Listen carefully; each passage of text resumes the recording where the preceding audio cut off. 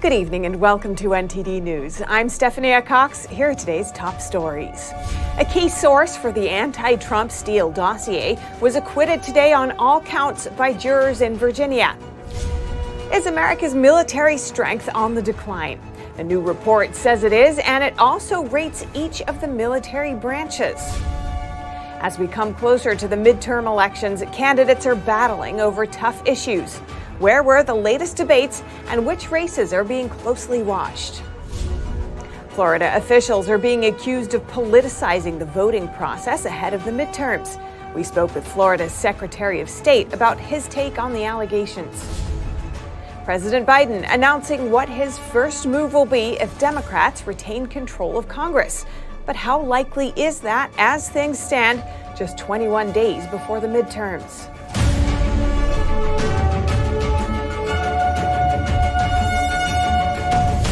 The trial comes to a close for a key source for the anti-Trump Steele dossier. He was acquitted on all counts today by jurors in Virginia. Igor Danchenko, a Russian national, was acquitted on 4 counts of lying to the government after about 10 hours of deliberations. Danchenko was the primary source for the dossier compiled by ex-British spy Christopher Steele.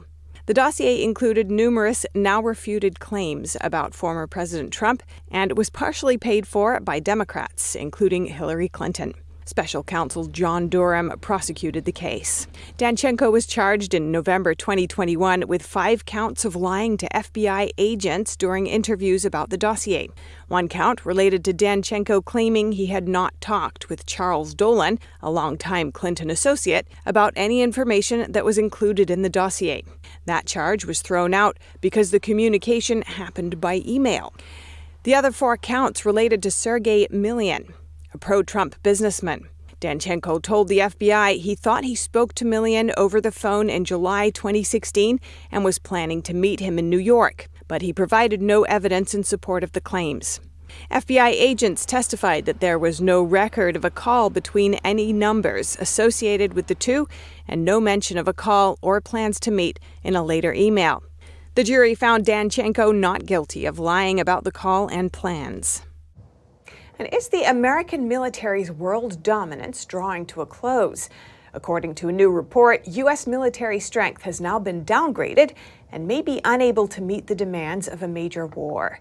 NTD's Jason Perry has the details. There is no way, as our scholars report, as you will hear today, that the United States can engage in a 2-front war.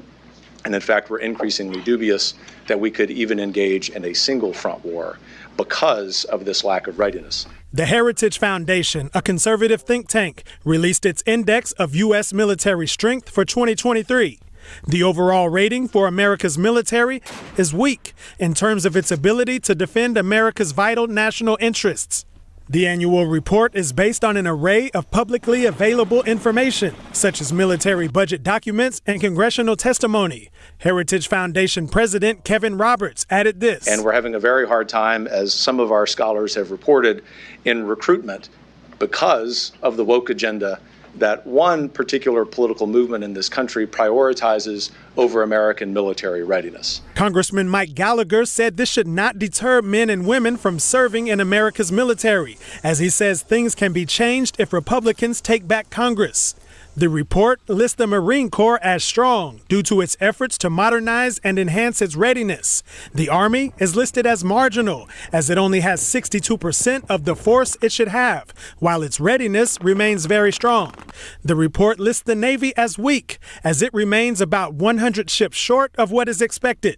And the Air Force is listed as very weak because of issues recruiting and training pilots, and it would have difficulty responding quickly to a crisis. I believe we do face an existential threat from the Chinese Communist Party. And so we're going to need everybody, those that choose to serve, those that choose to go to the private sector. We need everybody to get on Team America because we're not destined necessarily to win this competition. We have to work hard, not only to prevent World War III, but win the long-term competition. So please don't lose faith in the basic goodness of this country. It may not be perfect, but it happens to be the best experiment in self-government in human history. So let us not screw it up. Let us not be the generation that screws the whole thing up. The Heritage Report can be found at heritage.org/military. Jason Perry, NTD News. With just 3 weeks before the midterm elections, candidates are turning up the heat. NTD's Arlene Richards brings you news of some of the latest debates and races to watch. One important race in this year's midterm election is the U.S. Senate. In Ohio, Democratic candidate Tim Ryan and Republican J.D. Vance clashed on Monday night. Ryan voted for the Inflation Reduction Act.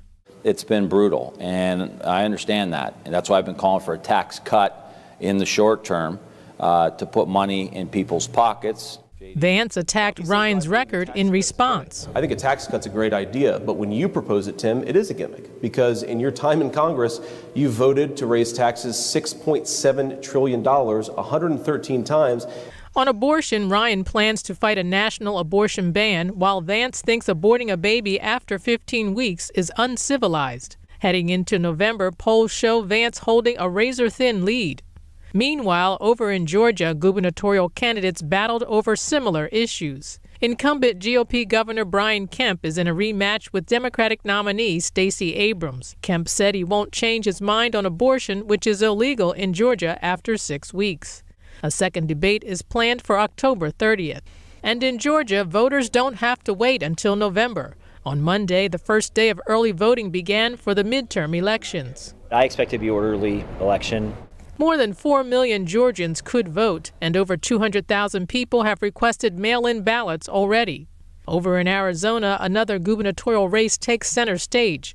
Republican nominee Kari Lake has been labeled by some as a Trump extremist and election denier. Monday night, Lake addressed the importance of morality. You want to elect people into office who have a moral compass, who know right from wrong. I think Ronald Reagan was a great example of that. Arlene Richards, NTD News, New York. Florida Governor Ron DeSantis is being accused of politicizing voter access in areas most affected by Hurricane Ian. Our reporter spoke with Florida Secretary of State Cord Byrd, who responded to the allegations. Last week, Florida Governor Ron DeSantis announced that he's expanding voting access in 3 counties most affected by Hurricane Ian. They're also going to have additional days for early voting, so people could vote the Sunday and Monday before, right until Tuesday of the election day. Voters from those counties who were displaced because of the hurricane can also have their absentee ballots sent to an alternate address. Various media outlets reported that the 3 counties in question are overwhelmingly Republican, as opposed to other affected counties, which are mostly Democrat but weren't granted any exceptions. Florida Secretary of State Cord Byrd tells NTD that besides the 3 counties in question, many other counties also notified the state in writing of the hurricane's impact. It was 3 of the counties, Charlotte, Sarasota, and Lee County, that asked for specific relief. They put those requests in writing, and we honored their requests. And we have in writing from many of the other counties that had some hurricane impact, but felt that they were able to conduct election administration without any specific relief. More people have moved to Florida in recent years, and the Sunshine State even gained a congressional seat since the last midterm elections. The New York Post reported that in the month of August, more New Yorkers moved from the Empire State to Florida than in any month before. Byrd says this shows that people are voting not only in booths, but also with their feet. And I think people are voting with their feet loud and clear, and they're voting 2 places like Florida, where we have the opportunity for people to live their dreams, open business, for their kids to go to school in person, to not be shackled with government mandates. Data from the Census Bureau shows that 7 states lost congressional seats, and 5 of them went to Joe Biden in the 2020 election. Reporting by Arian Pastar, NTD News. President Biden announces what his first move will be if Democrats hold on to majorities in the House and Senate. But that's a big if, as concerns over the economy keep growing. NTD's Iris Tao has more. And when Congress passes it, I'll sign it in January, 50 years after Roe was first decided the law of the land. That's President Biden announcing today that the first thing he'll do if Democrats retain control of Congress will be to codify Roe versus Wade. Let's take a listen. And together we'll restore the right to choose for every woman in every state in America. So vote. You got to get out the vote. We can do this if we vote. And Biden also vows to veto any federal abortion ban by Republicans. And that's as he also touches on gun control. And by the way, if you give me a Democratic Congress, we're going to ban assault weapons again. All of these promises, meanwhile, rely on the premise that Democrats win in the upcoming elections. But recent polls have shown Republicans gaining an edge as the economy becomes the top focus. A New York Times and Siena College poll released on Monday shows that more than 40% of potential voters put economy and inflation as their top concerns, while only about 5% say they're more worried about abortion. Republicans, meanwhile, are highlighting economic policies in their campaigns. Here are two candidates speaking in Monday night debates. While people can't afford the cost of groceries, they're not actually paying attention to the concerns of everyday voters in this state who are getting crushed by the policies that you supported.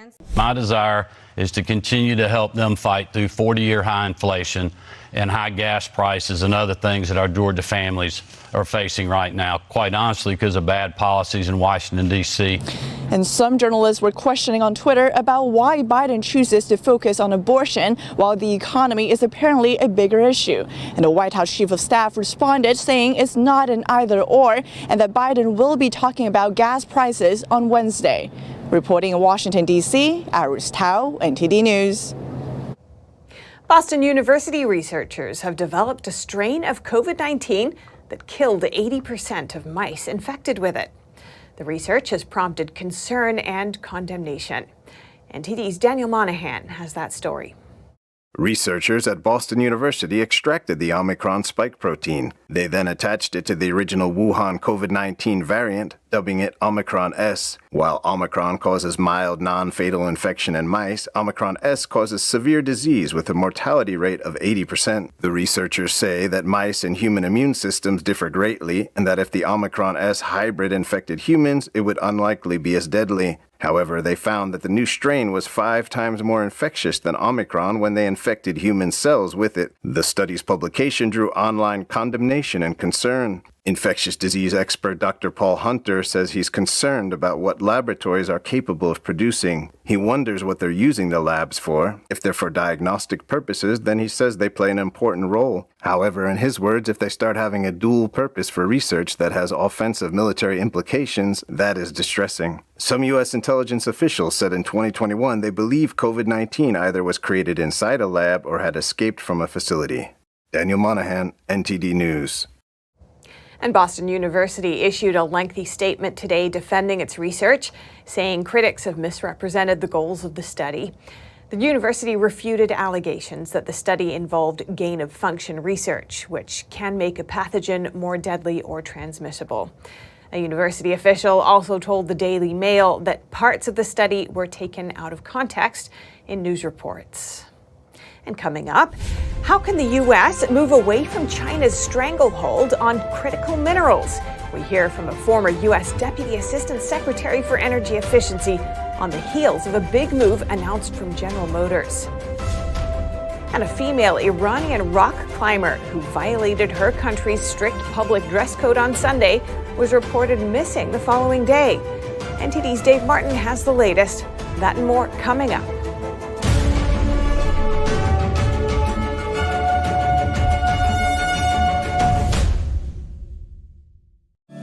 Welcome to RenBiz.com, the education and career program where parents rule. We replace public schools and universities. We are for ages 6 to 100. Never any big student loans with us. You graduate with a traditional diploma, a university degree, and your own family business. Adults returning to obtain better careers.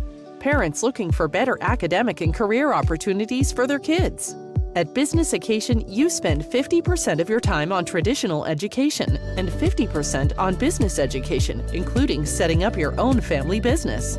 Learning is in your small, in-person pods of 6 to 10 students. At Renaissance Business Occasion, aka RenBiz.com, graduation means you have a degree and your own family business. Like education always should have been, a transition to getting a career.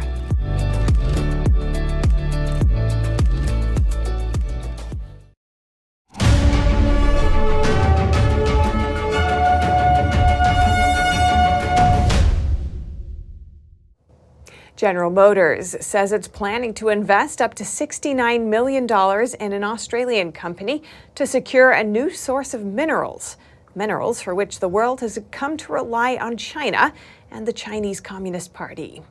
Earlier today, I spoke with Senior Program Director at ClearPath, Alex Fitzsimmons. He's also a former Deputy Assistant Secretary for Energy Efficiency in the U.S. Department of Energy.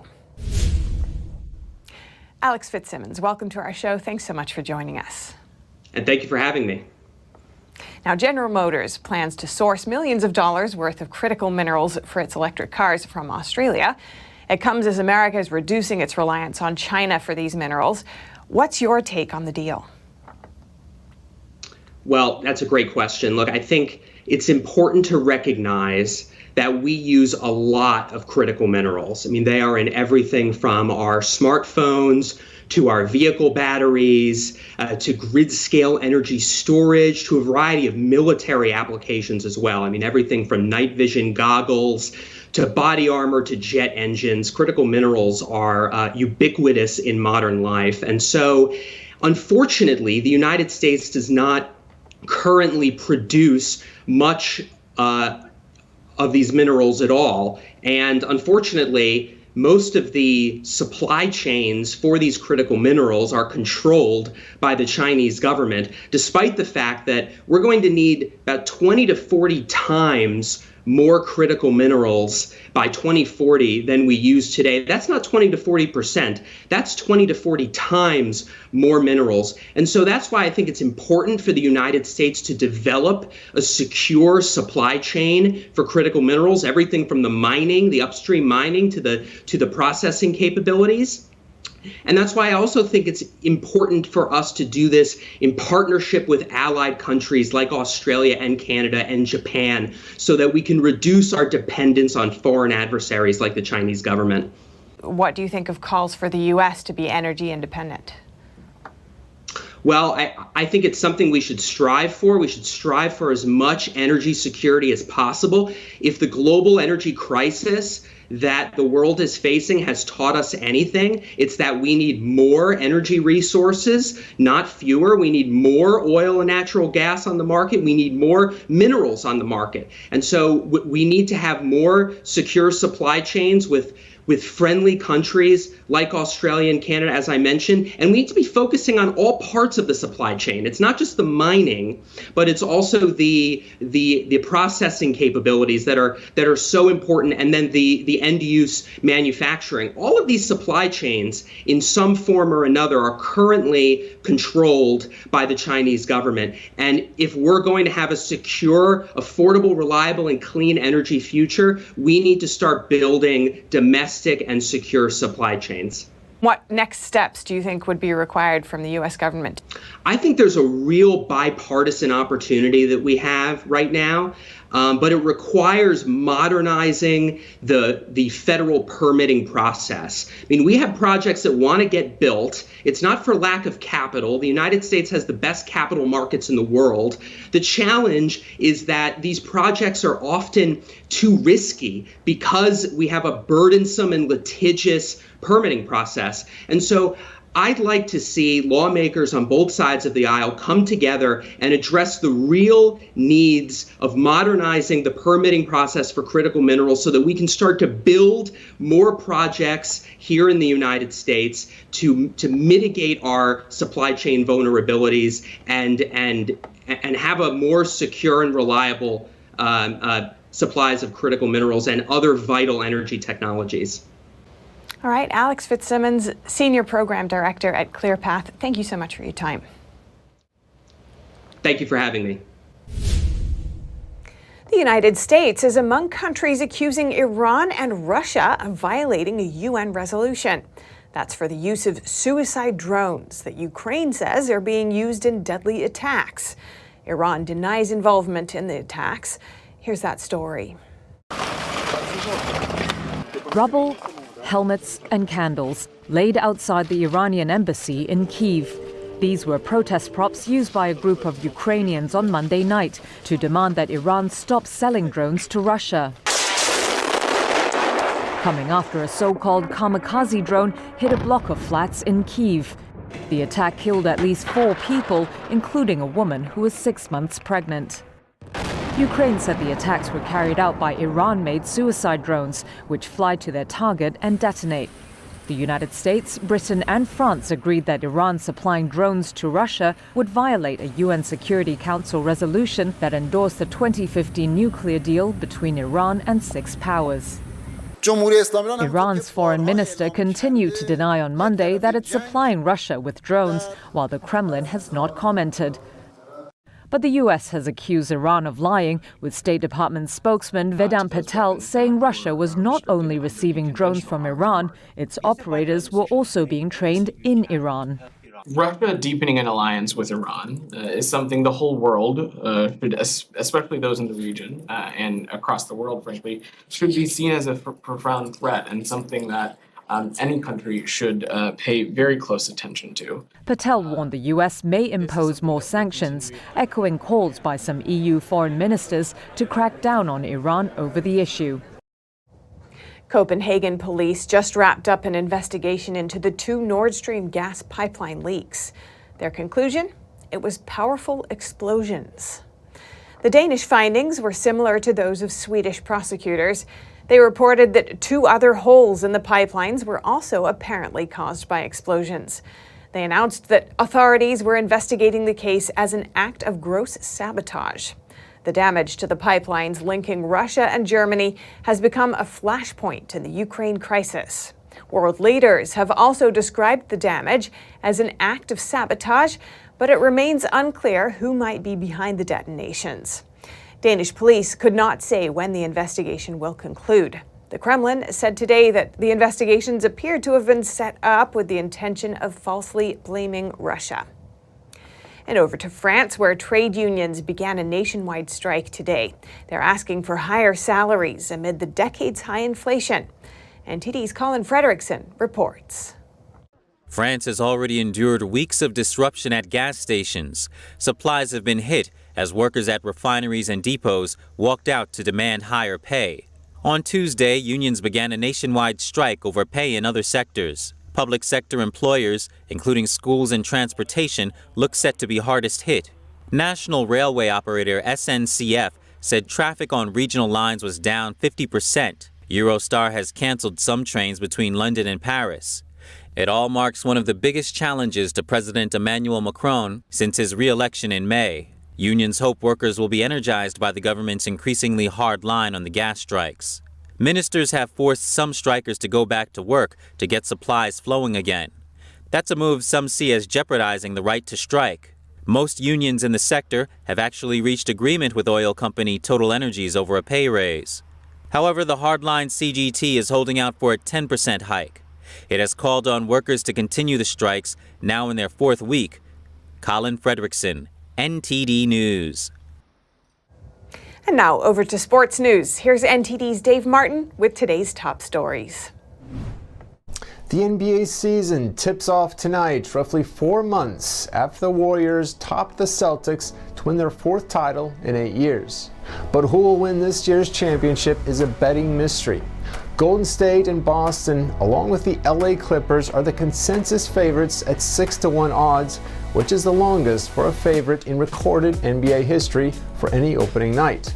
The Warriors won last year despite their aging championship core of Steph Curry, Klay Thompson, and Draymond Green playing just 11 minutes together in the entire regular season due to injuries. But Curry, now 34, is at an age where players typically start to decline, while Thompson and Green aren't far behind at 32.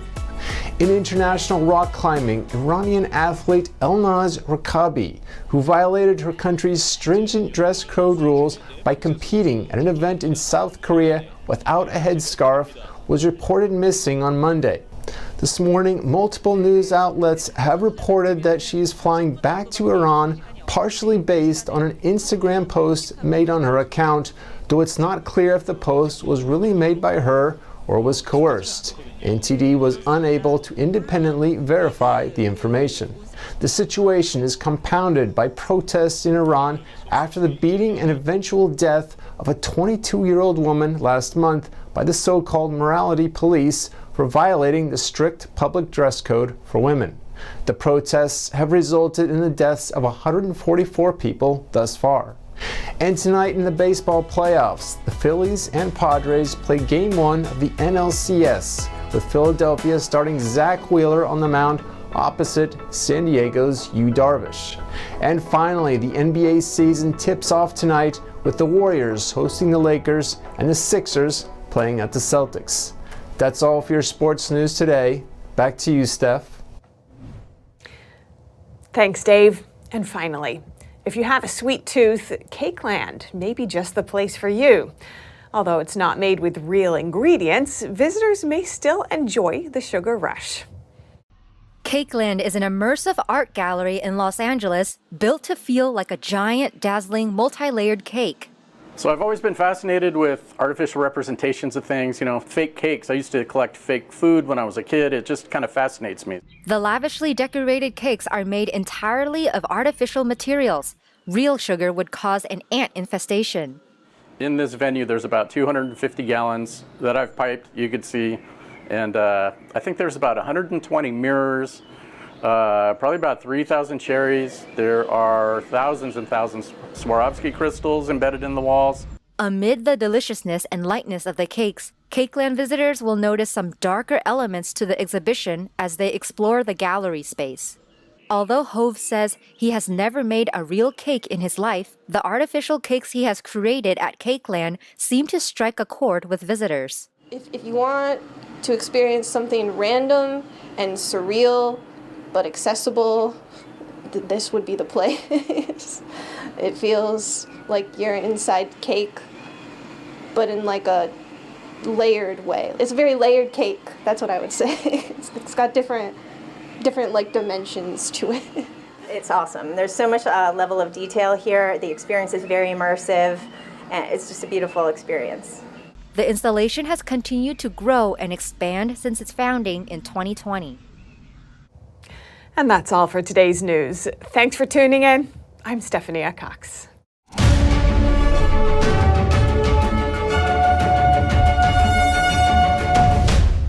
Thanks for watching us on YouTube. Did you know YouTube only keeps selective videos on its platform? So if you want to make sure you get the full picture, just subscribe to our newsletter. Go to newsletter.ntd.com and sign up. It's free.